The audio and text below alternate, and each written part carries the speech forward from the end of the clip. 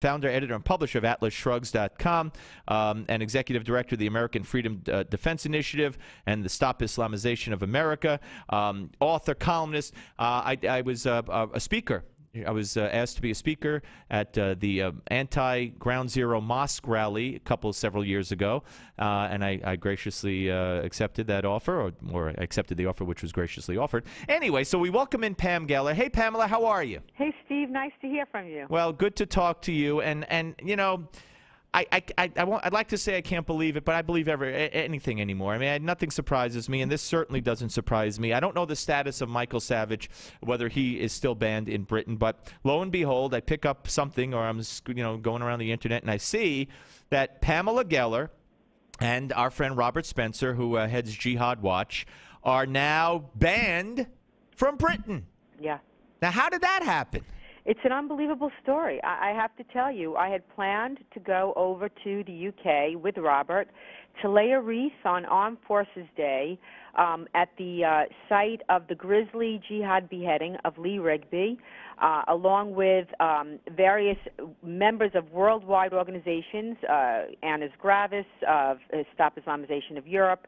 We had Ashraf Ramallah, Coptic, the voice of the Cops. We had a Sikh princess. We had Tommy Robinson and Kev Carroll, leaders of the EDL. And a day before my departure, I received a letter from Her Britannic Majesty's Service that I had been barred. Now, mind you, I have never been arrested. I've never committed a crime. I've never been to jail. I was arrested because I was, quote, not conducive to the public good. Not conducive to the public good. That's right. I mean, I submit that free speech is indeed conducive to the public good. And you know what's really crazy, Steve? The UK had just allowed in a vicious jihad preacher, Muhammad al-Arifi, who has advocated Jew hatred and wife-beating and has said this.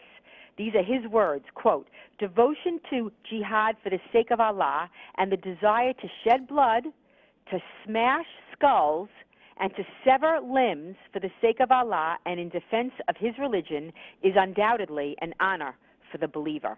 So he's allowed in, but me, a free speech activist, a human rights activist dedicated to freedom of speech, freedom of conscience, and individual rights, is banned. You know, it's no wonder they are where they are. That horrific beheading of the soldiers, you said, and there are a lot of people that feel that Great Britain is lost, that there's no turning back from where they are and where they're headed. Well, this was egregious. I mean, first of all, look, it's not about me or it's not about Spencer. It's about whether we still have freedom of speech or whether criticism of Islam and jihad is now against the law in the UK. It seems to me that you can speak about jihad, but only if you're in support of it. That's a very good point. Did you say Sheikh Abdullah bin Bayah? Oh, no, that's a different. That's a different. Okay, because that's what I was going to bring up, and I said, wait a minute, it can't be the same guy. And of course, this isn't Great Britain, but I want to stick to Great Britain before we talk about the guy who went to the White House and met with the National Security Council, as our friend Steve Emerson disclosed last week. But so what are you planning to Michael Savage on his radio show at the time 4 years ago made a big point that he was going to write Hillary Clinton and he was going to pursue it and he was going to talk to the write letters to the people in charge in Great Britain. Any plans on your part, or have you done anything? Yes, very much so. First, people can sign a petition. Which was started by a freedom-loving group in the UK a couple of days ago called BritishBan.com, and sign the petition because this is outrageous. This is an ally. This is a campaign against free speech, individual rights, equal rights for all, and also we have a legal fund, the BritishLegalFund.com. Just go to BritishLegalFund.com because you think I'm not taking this laying down, right? You never take anything lying down. I'm going to the wall on this one. I'm going. I mean, I can't announce it yet until I sign on the dotted line, which I'm literally in the throes of doing as we speak. But an announcement will be made in the next 24 hours. Yes, that this will not stand. You got to give us like a hint at least. So what will it be? You'll be taking some action with a lawyer. With a British legal firm. Okay. I will be taking action against the UK government. Oh yes. Great. Oh, yes. Full steam ahead. Suing for damages or suing just to be let in? Well, for one thing, for stage one. Yeah. Stage one is the ban.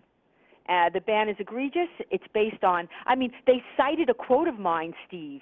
They cited a quote. You know what quote they cited? Al-Qaeda is a manifestation of devout Islam. Well, actually, Al-Qaeda is a manifestation of devout Islam, not because I said so, because they say so. It's insane. And look here, Pam. We're talking to Pam Geller here on the Steve Malzberg Show, and I got to tell you, once we tweeted out, and you retweeted my tweet that you'd be on. Everything went crazy. You have so many followers and admirers, and I got to tell you that. If this is the law, if this is, or whether it's the law or not, if this stands in Great Britain, there are factions pushing for blasphemy laws, and that goes back to the sheik who has the checkered past, to put it charitably, who was at the White House. He has gone before the United Nations pushing for blasphemy laws. It will not be too long, and I believe if Barack Obama had his way and his administration had its way, we would have blasphemy laws in this country. And if you said anything about Islam that was deemed offensive, you'd go to jail. Well, listen, I organized a protest 2 weeks ago in Tennessee because that very thing that you just described is happening. U.S. Attorney Bill Killian, in a quote-unquote Muslim outreach event, said he was going to, they vowed to criminalize postings on social media that offended Muslims, that were critical of Islam. That is the blasphemy laws under the Sharia. They were going to criminalize. Now, look, there are things said about Zoroastrians. There are things said about Jews. There are things said about Christians. No. The Department of Justice, vowed to criminalize postings on social media that offended Muslims. So we went down to Tennessee. Robert Spencer and I went down to Tennessee, and let me tell you, there was close to 1,800 people in a town, get this, of 10,000 people. Wow. So we are not going to go quietly. Oh, yeah, that was a major event. Now, mind you, how did the media report on it? Every single headline was the same. Muslim outreach event disrupted by anti-Muslim bigots, by anti-Muslim, racist, Islamophobic bigots. Right. First of all, we've never protested a Muslim Brotherhood, a Muslim outreach event. They go on all the time.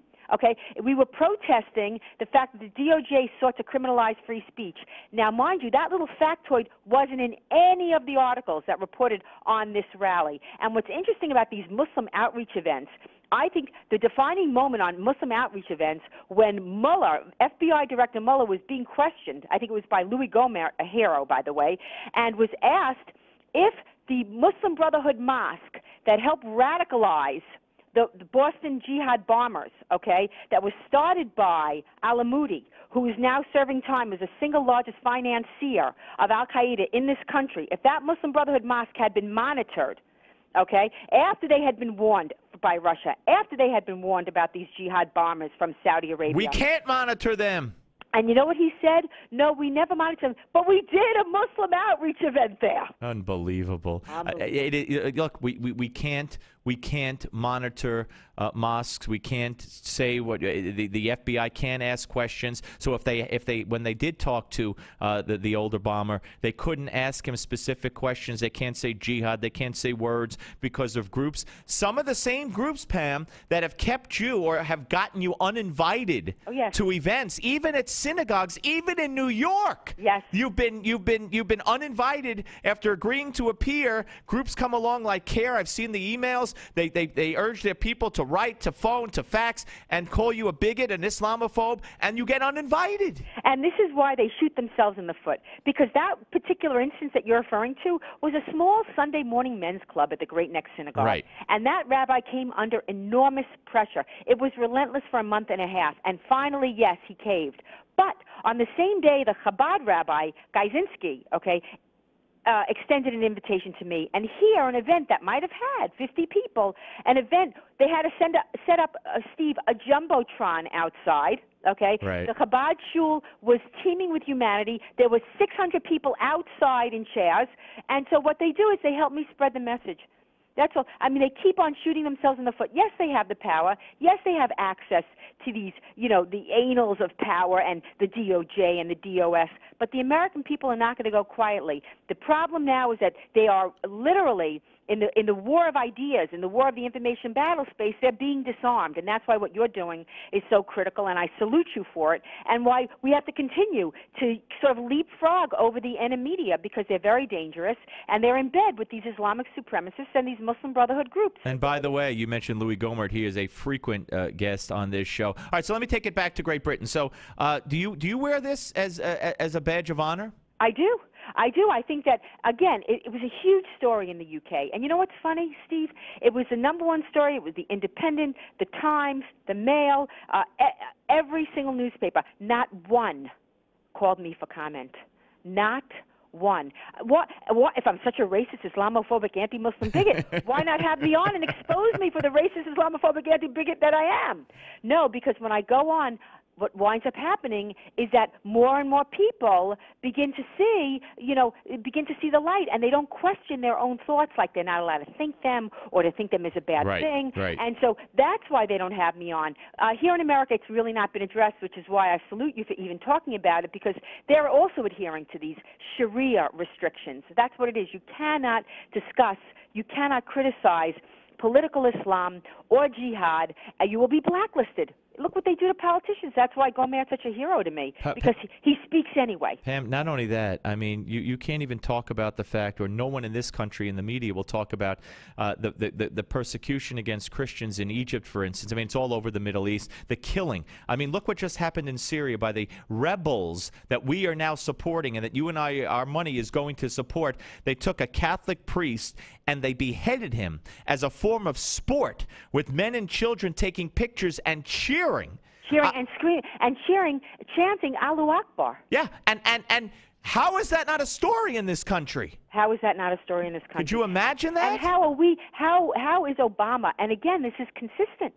This is consistent with his pro-jihadic foreign policy. We've seen it in Egypt. We've seen it in Libya. We've seen it in Tunisia. We see it repeatedly. We're seeing it in Syria. Absolutely. He's gotten the Muslim Brotherhood entrenched in all these places without firing a shot. But imagine if a group of Christians, and I don't even know where in the Middle East they could do it, and not that they would, but even if they wanted to, imagine if a group of Christians took a Muslim cleric and chopped his head off, or anything, or insulted him. It would be all over CNN. But they beheaded this Catholic priest and made a sport of it, and you got, except for us talking about it, it's the first time I've heard about it all day. No, and even worse, I can tell you that Robert Spencer has been canceled from speaking at the Catholic Diocese in Boston by, again, you have the Muslim Brotherhood groups and their lapdogs in the media, like that Wang from the Boston Globe, who started the campaign to get Robert banned from the diocese, and they uninvited them. I mean,